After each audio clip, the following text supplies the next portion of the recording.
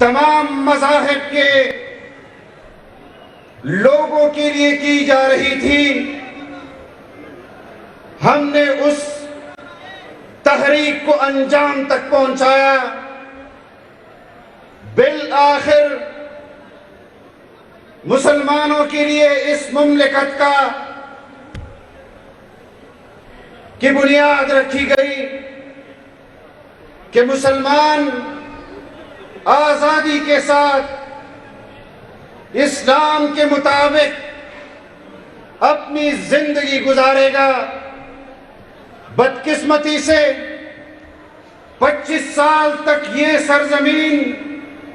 سرزمین بے آئین کے طور پر جانی جاتی رہی، عبوری آئین دیے جاتے رہے، جرنیلوں کے آئین دیے جاتے رہے، لیکن اس مملکت خداداد پاکستان کو اگر متفق کا آئین دیا گیا تو جہاں پر اس وقت کی حکومتی وفد کی سربراہی ذوالفقار علی بھٹو کر رہے تھے، تو مد مقابل وفد کی سربراہی آپ کے اور ہمارے قائد مفکر اسلام حضرت مولانا مفتی محمود رحمہ اللہ کر رہے تھے۔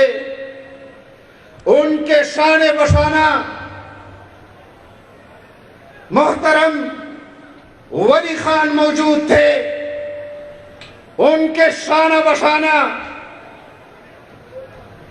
عبدالصمد خان اچکزئی موجود تھے، ان کے شان بشانہ سردار بزنجو موجود تھے، ہمارے صوبائی اور قومی سطح کی قیادت کے اکابرین موجود تھے، لیکن اس وقت بھی ان تمام جماعتوں کی قیادت کی سعادت اللہ رب العزت نے آپ اور ہماری قیادت کو دیا، اور انہوں نے پوری قوم کی قیادت کرتے ہوئے 73 کے اندر اس قوم کو آئین دیا، متفق کا آئین دیا۔ وہ آئین جو عبوری آئین ہوتے تھے، جرنیلوں کے دیے گئے آئین ہوتے تھے، ان آئین سے جان خلاصی کی تو آپ کی قیادت مفکر اسلام حضرت مولانا مفتی محمود رحمہ اللہ کی قیادت میں ہوئی۔ ہم تحدیث بن نعمت کے طور پر کہتے ہیں کہ آج اگر ہمارے اس ملک کو اسلامی جمہوریہ پاکستان کہا جاتا ہے تو وہ اس آئین کی وجہ سے کہا جاتا ہے۔ اگر آج ہم اس ملک کے بارے میں کہہ سکتے ہیں کہ اس ملک میں بسنے والے کروڑوں مسلمانوں کی دلوں کی اور نظریاتی ترجمانی کی ہے تو وہ جمعیت علماء اسلام نے کی ہے۔ اگر اسلام کی ترجمانی کی ہے تو وہ جمعیت علماء اسلام نے کی ہے۔ ہم نے اس ملک کے اندر اسلامی آئین دیا سن 73 میں، اور پھر ختم نبوت پر ڈاکہ ڈالنے والا غلام مرزا جو انگریز کی پیداوار تھا، جو فتنہ تھا، اس فتنے کا سر بھی اگر کچلا ہے تو وہ آپ کی قیادت مفکر اسلام حضرت مولانا مفتی محمود رحمہ اللہ نے کچلا ہے۔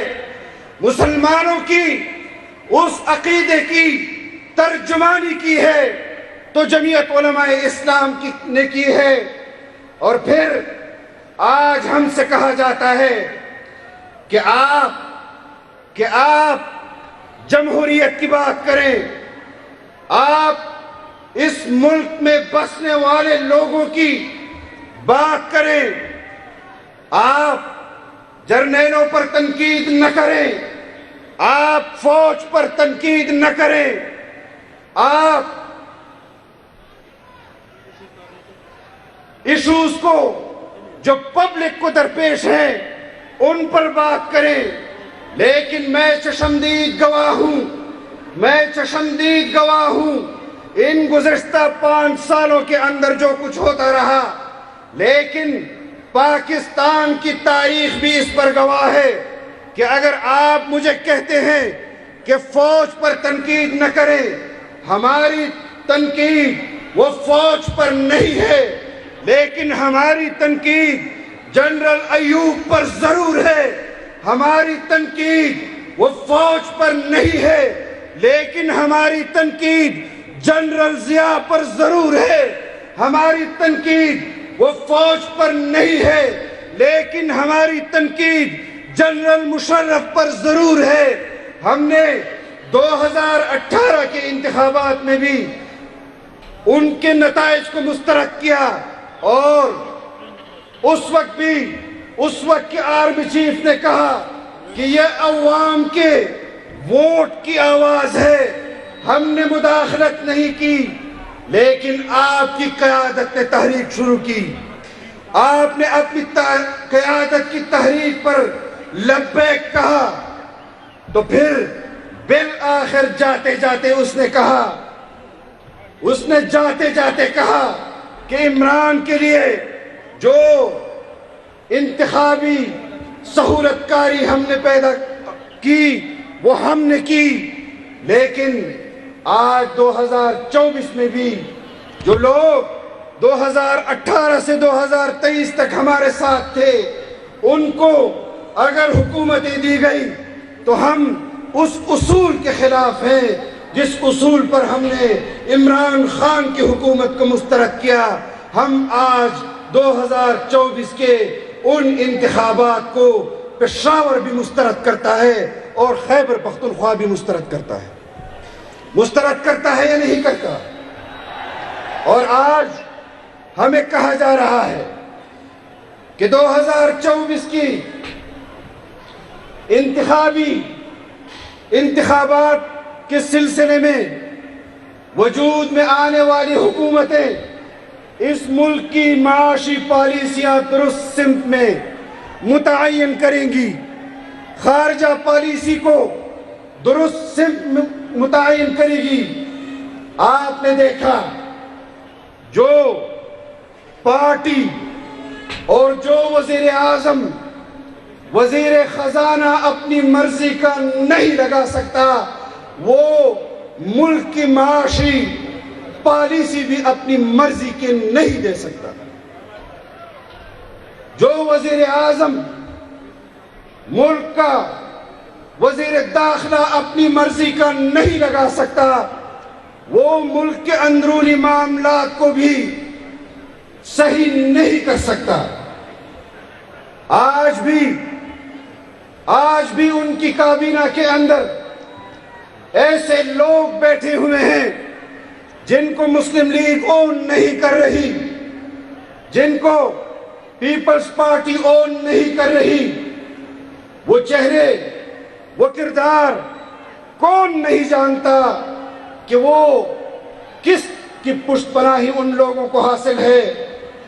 آج ہم اس تحریک کو اگر آغاز کرنے جا رہے ہیں، مجھ سے پہلے ہمارے مقرر نے کہا کہ ہم روایتی سیاست کے علمبردار نہیں ہیں، ہم اس سیاسی جدوجہد کو منطقی انجام تک پہنچائیں گے، لیکن اس کے لیے ضروری ہے کہ آپ اپنی قیادت کی آواز پر لبیک کہیں اور اپنی صفوں کے اندر وحدت پیدا کریں۔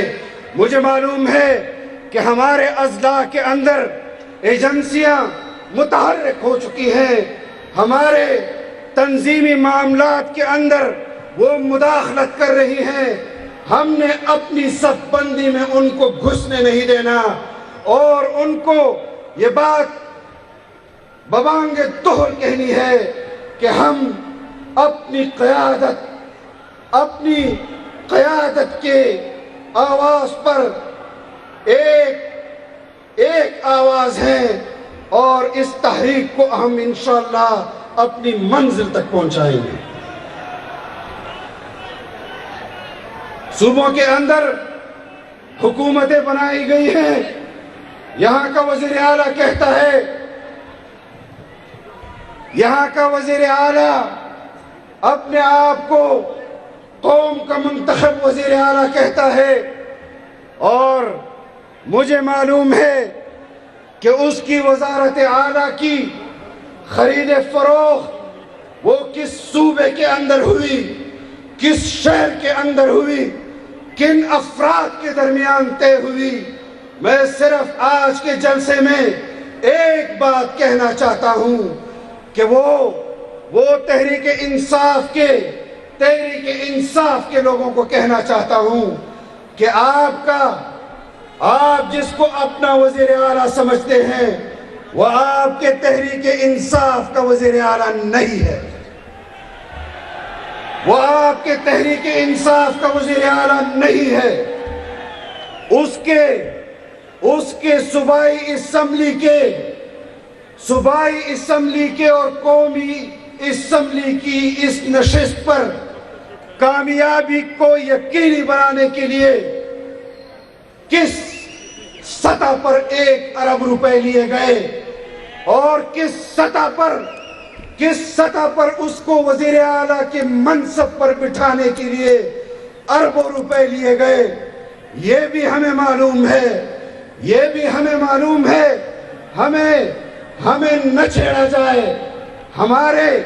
ہم چاہتے ہیں کہ ہم اس سیاسی پلیٹ فارم سے آپ کو سیاسی انداز میں اپنا مقدمہ پیش کریں، لیکن اگر آپ سمجھتے ہیں کہ جبر کی بنیاد پر، طاقت کی بنیاد پر ہم جمعیت علماء کی آواز کو دبا سکیں گے تو پھر ہم علی اعلان اس اسٹیج سے آپ کو پیغام دے رہے ہیں کہ اگر آزمانا چاہتے ہو تو جمعیت کا کارکن اس آزمائش کے لیے تیار ہے، اور انشاءاللہ آپ میدان عمل میں جمعیت کے کارکن کو اپنے مد مقابل پائیں گے. استقبال کیجئے جمعیت علماء اسلام پاکستان کے مرکزی سیکرٹری جنرل قومی اسمبلی کے ممبر حضرت مولانا عبدالغفور حیدری تشریف لا چکے ہیں. خوش آمدید. جمعیت جمعیت نعرہ جمعیت جمعیت.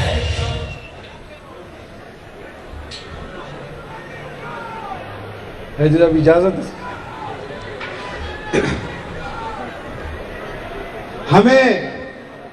ہمارے سامنے یہ جو جمہوری بنتے ہیں، جب ہم نے انتخابات کا بائیکاٹ کیا اور میدان کو کھلا چھوڑا تو پھر جس نشست پر آپ کی قیادت کے مقابلے میں اس کو 94,000 ووٹ دلوائے گئے، اسی نشست پر اس کے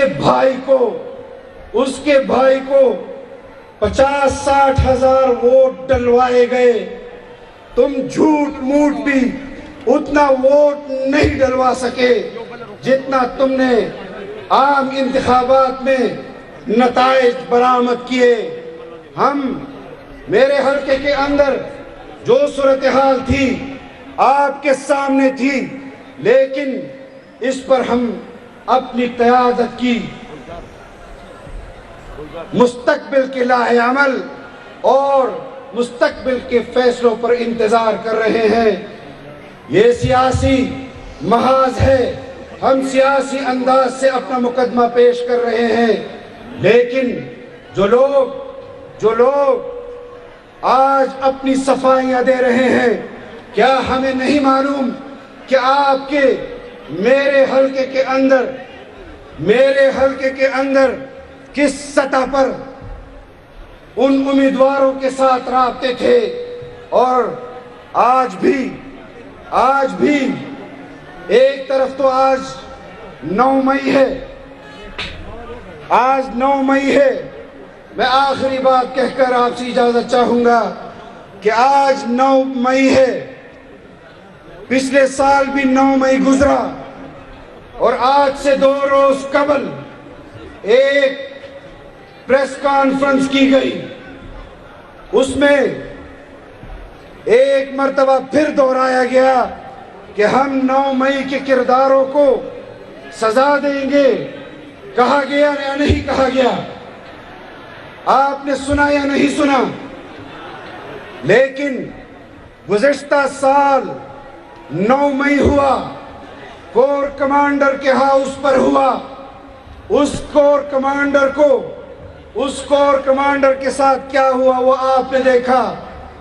لیکن 2 روز قبل کہا گیا کہ ہم 9 مئی کے مجرموں کو سزائیں دیں گے، لیکن آپ نے دیکھا کہ 8 فروری کے انتخابات میں انہی مجرموں کو الیکشن لڑنے کی اجازت دی گئی اور ان کو الیکشن مہم میں حصہ ادا کرنے کی اجازت دی گئی۔ وہ کامیاب ہوئے یا کروائے گئے، یہ تو ہم ثابت کریں گے کہ کامیاب کروائے گئے۔